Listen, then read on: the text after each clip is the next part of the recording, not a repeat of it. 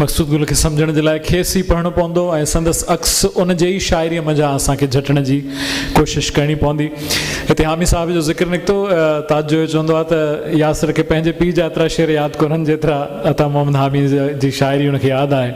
ऐं हिते मज़हबी इंतिहा पसंदी जो ज़िक्र निकितो, मूंखे ॿ रुबायूं हिकिड़ियूं यादि थियूं अचनि हामी साहिब जूं। ऐं सवेल जेको गज़ल पढ़ियुमि हुनजो हिकिड़ो शाहबंद मूंखां अलाए अची वियो, अलाए कीअं रहिजी वियो।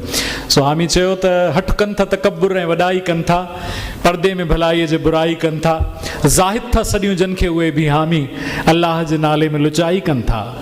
ऐं मुल्ला खे लॻियल आहे बिरह जी का बाह, हुरुनि जे तसव्वुर में रहे थो गुमराह, जन्नत में उन्हनि साण कंदो हू शादी, ला हौल वला कुव्वत इल्ला बिल्लाह। ऐं मक़सूद गुल चयो त जेको मूं सवेल गज़ल पढ़ियो त लोक सारे थिए ॾिठो ई दीद जो धोखो न हो, बाहि ॾींदड़ बाग़ खे पंहिंजो त हो ॿियो कोन हो। हुनजो शाहबंद आहे त हुन चयो मज़हब हुजे पर मूं चयो इंसानियत, हुन चयो मज़हब हुजे पर मूं चयो इंसानियत, सम्झ जो फेरो हुयो बसि, ॿियो त को झगड़ो न हो। मां गुज़ारिश कंदुसि ॾाढे प्यार मंझां सवेल ज़िक्र निकितो। ऐं वाक़ई जंहिं बि महफ़िल में अयाज़ गुल ऐं मक़सूद गुल मिलंदा हुआ त मुंहिंजी सांभर में हू वॾे पाबो सां भाकुर पाए तस्वीर कढाईंदा हुआ। मक़सूद साईं चवंदो हो त सिंध हूअं ई सम्झे थी त हीअ सॻा भाइर आहिनि, सो छो न सॻा भाइर तस्वीर कढाइनि, छाकाणि त नाले में बि मक़सूद गुल ऐं अयाज़ गुल हिकु जहिड़ा ई। ऐं इहा जेका मोहबत असां पंहिंजी सांभर खां अॻु में खां वठी अदल सुमरी अयाज़ गुल सां मक़सूद साईं जी पूरे ख़ानदान जे कुटुंब जे हर भातीअ जी जेका मोहबत ॾिसूं था पिया, उनजी कथ मां त घटि में घटि लफ़्ज़नि में कोन थो करे सघां पियो। ऐं अयाज़ गुल यकीनन मक़सूद गुल साईंअ जे हर हवाले सां सलाहियल हिकिड़ी अहिड़ी शख़्सियत आहे जेका असांजे अकेडमी जे बि एग्ज़ीक्यूटिव कमेटी जा मेंबर आहिनि ऐं हूअं बि ॼण त असांजे कुटुंब जा भाती आहिनि।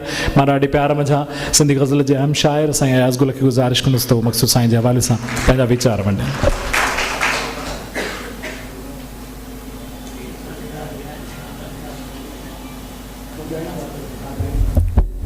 महिरबानी प्यारा यासिर।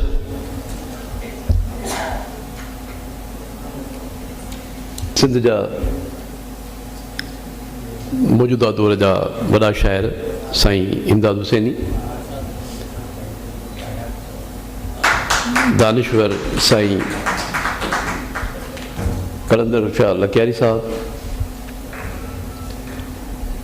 प्यारा कैलाश, प्यारा यासिर काज़ी ऐं मुंहिंजे साम्हूं वेठल मानाता दोस्तो,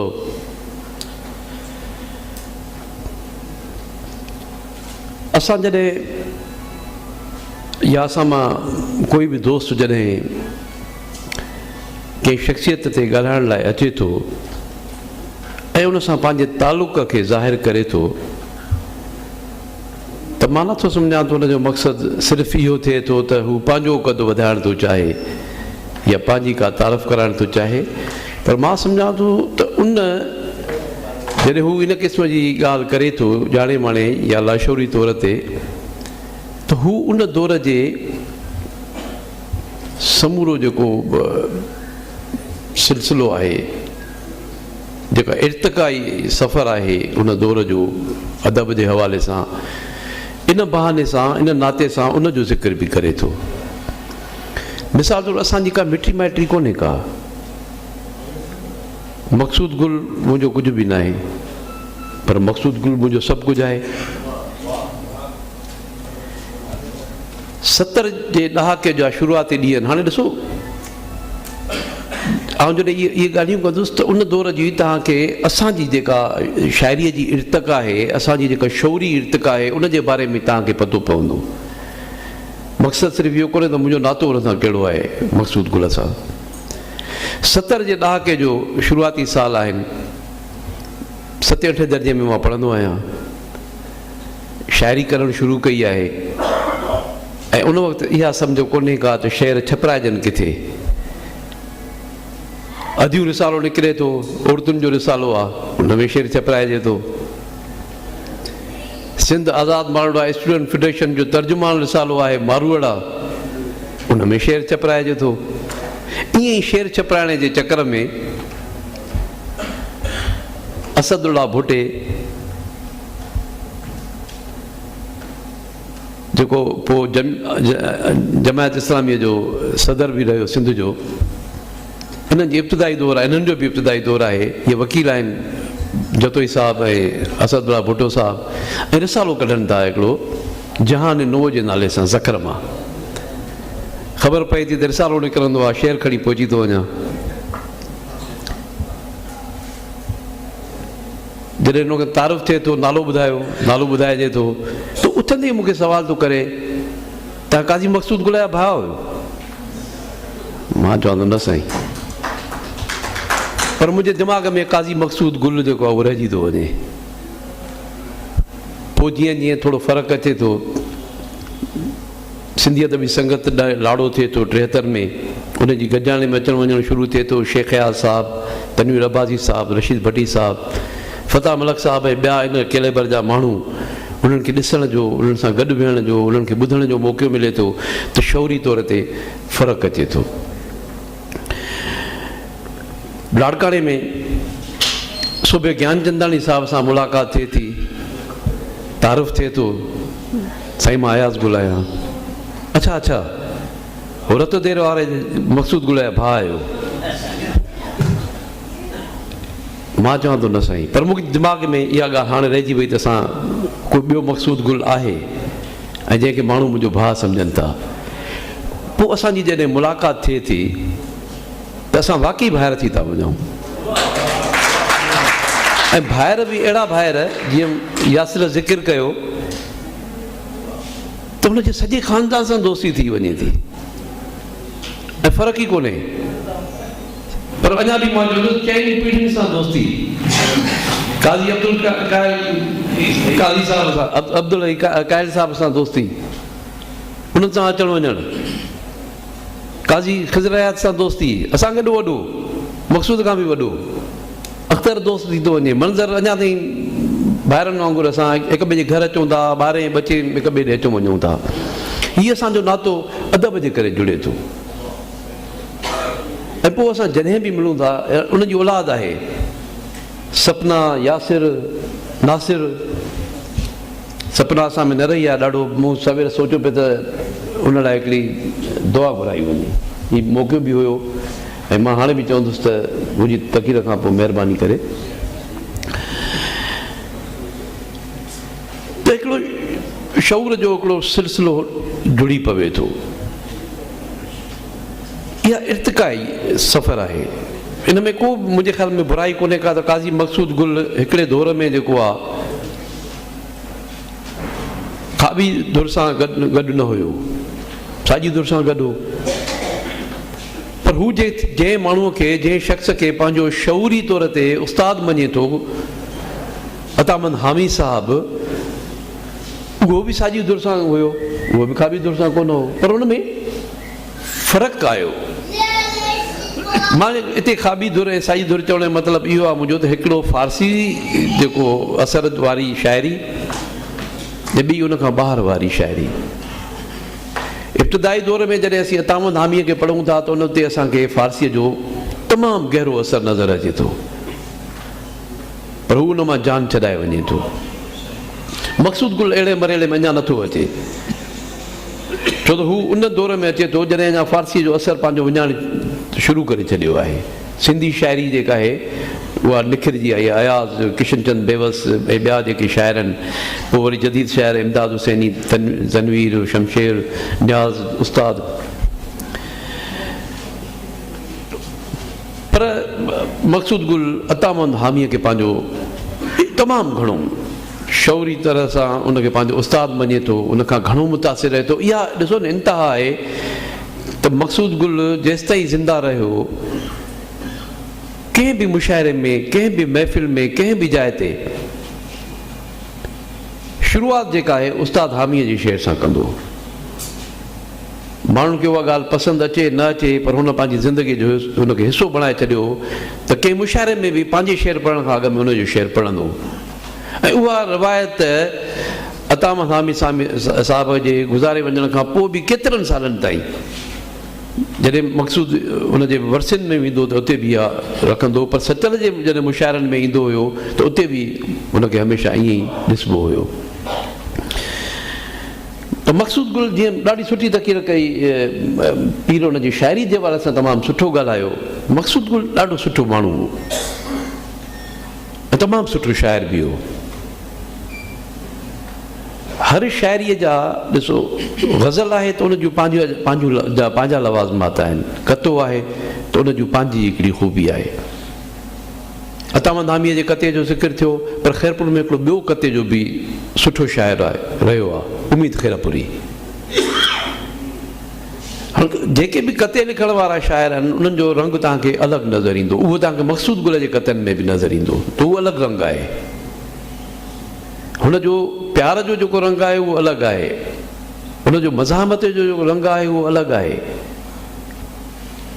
हुनजो समाजियात ते जेके शेर आहिनि उहो रंग उनजो रंग अलॻि आहे। ऐं हुनजे शेरनि में जेको आर्ट जो रंग आहे उहो अलॻि आहे। जंहिं शेर जो वरी वरी ज़िक्र थियो, मूंखे उहो शेर कमाल जो आहे। चंड वणंदी बाहि ते खाॾी रखी, ॾिसो न हिकिड़ी तस्वीर आहे जेका तव्हांजे साम्हूं अची वञे थी। मूं इलाहियुनि शाइरनि खे पढ़ियो आहे, इलाहियुनि शाइरनि जे किताबनि ते तबसरा लिखिया आहिनि, मुहाग लिखिया आहिनि, उन जा टाइटल ब्रेक्स लिखिया आहिनि, ॿ टे टे चार चार किताब उन्हनि जा आया आहिनि। पर यकीन कयो मजबूरीअ खां लिखणा पवंदा आहिनि, कॾहिं कॾहिं ॻोल्हे करे हिकिड़ो शेर न लभंदो आहे। ऐं हीउ अहिड़ो शेर आहे मक़सूद गुल जो, जेकॾहिं ॿियो कुझु बि न लिखे, इहो हिकिड़ो शेर लिखी आहे मक़सूद गुल, तॾहिं बि हुनखे ज़िंदा रखण लाइ काफ़ी आहे। एॾो ख़ूबसूरत शेर आहे। ईअं ई जीअं इसाक आहंगर जो हिकिड़ो शेर तव्हांखे सिंधी शाइरी जी तारीख़ में मिले थो, थियां मां झिरुक विहां पीढ़ीअ जे छॼ ते, मां न चवनि ड्रुक ॿोलीअ बाज़ारीअ सी। उन ज़माने में सुमरनि जो दौरु आहे या समन जो इब्तिदाई दौरु आहे, उन ज़माने में एॾो ख़ूबसूरत, एॾो क्लासिकल, एॾो रोमेंटिक शेर, थियां मां झिरुक विहां पीढ़ीअ जे छॼ ते या सिप ते। हे इन क़िस्म जी इहा शाइरी ॾिसो, इहा हिकिड़ो शेर इसाक आहंगर जो को शेर नथो मिले, हिकिड़ो शेर जेको आहे हुनखे तारीख़ में ज़िंदा रखंदो थो अचे। ईअं ई मां चवां थो त जेकॾहिं ॿियो कुझु बि न लिखी, इहो हिकिड़ो शेर लिखी आहे तॾहिं बि ज़िंदा रहिया। ॿी ॻाल्हि जेका अहम ॻाल्हि, हाणे हिन में शाइरी में इलाही शयूं आहिनि, खोड़ उनखे कोट बि करे सघिजनि थो, हुन ते ॻाल्हाए बि सघिजे थो, टाइम जो मक़सदु आहे। हिकिड़ी सिर्फ़ु शइ जेका कंहिं बि न ॻाल्हाई, उहा शइ आहे त मक़सूद गुल तमामु ख़ूबसूरत ॿारनि जे लाइ शाइरी बि कई आहे, जंहिंजो ज़िक्र ई कोन थियो। इहो हुनजी शाइरीअ जो, हुनजे फ़न जो हिकिड़ो ॿियो पहलू आहे। उहे शेर बि ॾाढा पका ऐं पुख़्ता आहिनि, इन ॻाल्हि में त को बि शक कोन्हे को त हू हिकिड़ो पको पुख़्तो शाइर हो। हुनजा थाट्स बि तव्हां ॾिठा त केतिरा जीअं ज़िक्र कयो, कैलाश उनखे पंहिंजनि शेरनि खे कोट कयो, उहे फ़नाइते अंदाज़ में लिखियल शेर आहिनि। ॾिसो शेर आहे छा, मां चवंदो आहियां शेर में ॿ शयूं थियनि थियूं, सुठे शेर में ॿ शयूं थियनि थियूं। हिकिड़ो जॾहिं तव्हां हुनखे पढ़ो या ॿुधो, तव्हांजे मुंहं मां वात मां बेसाख्ता वाह निकिरी वञे। ॿियो उहो सुठो शेर आहे जेको ॿुधी करे, जेको पढ़ी करे तव्हांखे लॻे त यार हीअ त मुंहिंजी दिलि जी ॻाल्हि आहे, जेका हे करे वियो आहे। इहे ॿ शयूं, इहे ॿ ख़ूबियूं आहिनि जेके शेर खे मुमताज़ बणाइनि थियूं।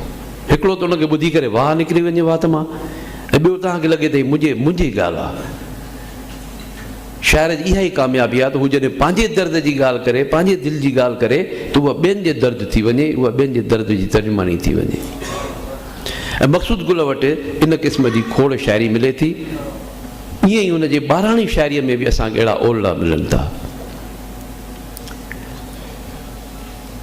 मक़सूद गुल जी छो त जीअं 65 सालनि जी शायदि उमिरि में गुज़ारे वियो आहे, 4 साल ॿिया 8-9 सालनि जो असांजी उमिरियुनि में फ़र्क़ु आहे। ऐं मूं हुनजो सॼो प्रोसेस, हुनजी ज़िंदगीअ जो जेको आहे उहो बि ॾिठो। शुगर मिल लाड़काणे में जॾहिं उहो कमु कंदो असिस्टेंट मैनेजर जे तौर ते, मूं हुनखे उते बि ॾिठो।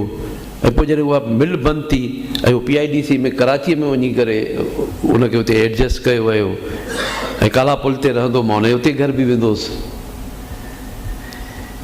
त इहो सॼो प्रोसेस हुनजी ज़िंदगीअ जो अच्छा, तव्हां हुनजी शाइरी त पंहिंजी जाइ ते आहे। हीअ असां वटां खोड़ माण्हू आहिनि, खोड़ शाइर आहिनि जेके शाइरी कनि था, सुठी शाइरी कनि था, मक़सूद गुल वांगुरु शाइरी कनि था। पर पर हुनजो मां चवां थो सभ खां वॾो कंट्रीब्यूशन अञा ॿियो आहे, उहो हुनजा ही 3 होनहार औलाद आहिनि। हुन पंहिंजे ॾात जे ॾींहं खे विसामण न ॾिनो, ॾींहं मां ॾीओ ॿरियो आहे। उहो सपना जे रूप में बि हो, जेका यासिर खां 1.5 साल वॾी हुई, उहा यासिर जे रूप में बि अव्हांखे नज़र अचे थो। यासिर तमामु ख़ूबसूरत, सिर्फ़ु हुनजो कंपेयर सुठो न आहे, तमामु सुठो शाइर बि आहे। हुनजे ॿारनि जी शाइरी पढ़ी करे त मां ॾाढो ख़ुशि थियुसि। त हुन बिल्कुलु ॿारनि जे ज़हन, ॿारनि जे जेको हुनजी लेवल थिए थी, हुनजी ज़हनी सतह थिए थी, उन्हनि जे ते पहुची करे, उन्हनि ते लही करे पाण खे ॿार करे शाइरी कई आहे।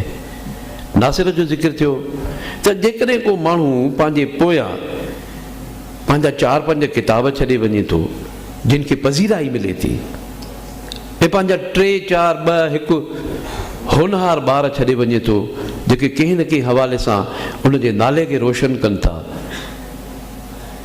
अदब, इल्म, आर्ट जी ख़िदमत कनि था, त इन खां वधीक मां नथो सम्झां त को माण्हू ॿी का पंहिंजी ज़िंदगीअ में काराइती ॻाल्हि करे सघियो। मक़सूद गुल जी ज़िंदगी इंतिहाई सफ़ल आहे, ऐं हू जेको पोयां छॾे वियो आहे, विरसो छॾे वियो आहे पंहिंजी औलाद जी सूरत में, पंहिंजे किताबनि जी सूरत में, उहो हमेशह उनखे ज़िंदा रखंदो। असांजो दोस्त हो ऐं बेहद ख़ुशी थिए थी। इतवार कहिड़ो थींदो आहे जो कराची में प्रोग्राम थियनि था त न वञी सघिबो आहे कुझु सबबनि जे करे, पर हीउ मौक़ो जॾहिं मिलियो त दिली ख़ुशी थी आहे त असीं मक़सूद गुल जे काज में आया आहियूं। हुनजी वरसी न आहे, वरसी शाइरनि वारनि अदीबनि जी वरसियूं न थींदियूं आहिनि, हुनजा काज थींदा आहिनि। छो त वरसी हुनजी थींदा आहे जेको मरी वञे, शाइर अदीब तख़लीकार मरंदा ई न आहिनि। असां मक़सूद गुल जे काज में मौजूदु आहियूं ऐं मां पाण खे बेहद फ़ख़्रमंद, बेहद ख़ुशि ऐं दिली तरह ख़ुशि पाण खे महसूसु कयां थो त अॼोकी हिन महफ़िल में आयो आहियां ऐं अव्हां सभिनी सां कुझु ॻाल्हियूं करण जो मौक़ो मिलियो आहे। अव्हांजी वॾी महिरबानी। बिल्कुलु तव्हां सही चयो त तख़लीकार कॾहिं बि न आहे मरंदो। पाण मक़सूद गुल चयो त मौत पुॼाणा मेला तन ते मर्दनि माणिया